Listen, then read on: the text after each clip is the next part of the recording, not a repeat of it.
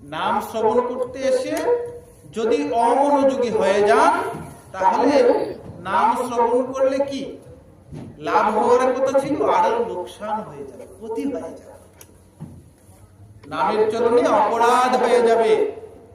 তাই সেটা করা যাবে। আরেকটা কাজ করা যাবে নাকি, আসলে বসে অনেকে বুট নিয়ে আসে, বুট নিয়ে আসে, বাদাম নিয়ে আসে, চানাচুর ভাজা নিয়ে আসে, আসলে বসে বসে নাম শ্রবণ করছে আর খাচ্ছে।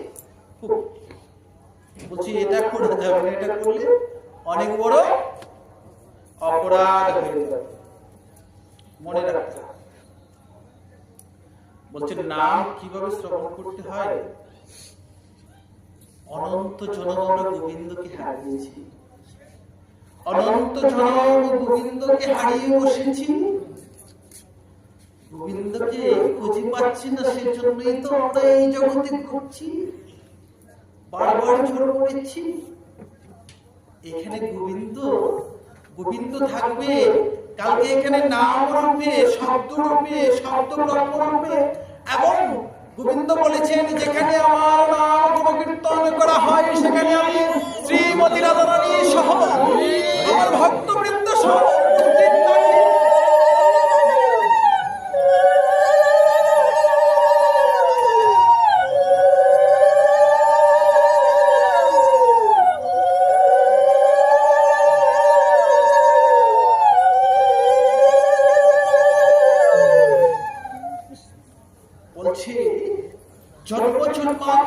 জন্মান্তর তোমরা আমাকে হারিয়েছ, এখনো তো আমাকে দেখা পাওনি।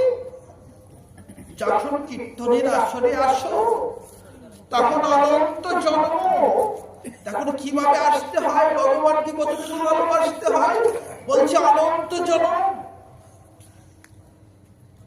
কোন মা ধরুন তার ছেলেকে হারিয়ে ফেলেছে, কেমন ওই 4-5 বছরের একটা ছেলেকে হারিয়ে ফেলেছে, কোথাও খুঁজে পাচ্ছে না। কোন লোক বলছে এখানে 1000 লোক জড়ো হয়ে আছে, কোন মেলা হচ্ছে, তো ওইখানে লোক জড়ো হয়েছে, তোমার ছেলেকে দেখে এসেছি, ওই এই মেলাতে তোমার ছেলেকে কোথাও দেখেছি।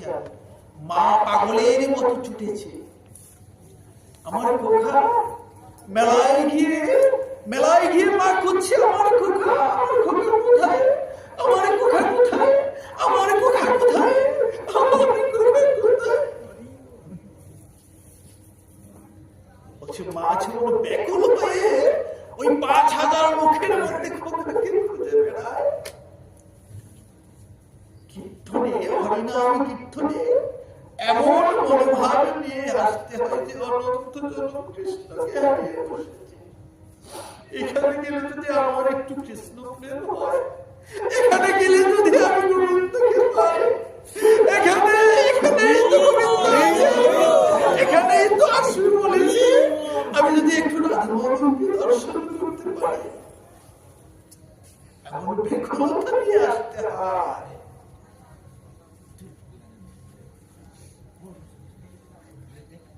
এমন বেকুলতা নিয়ে আসতে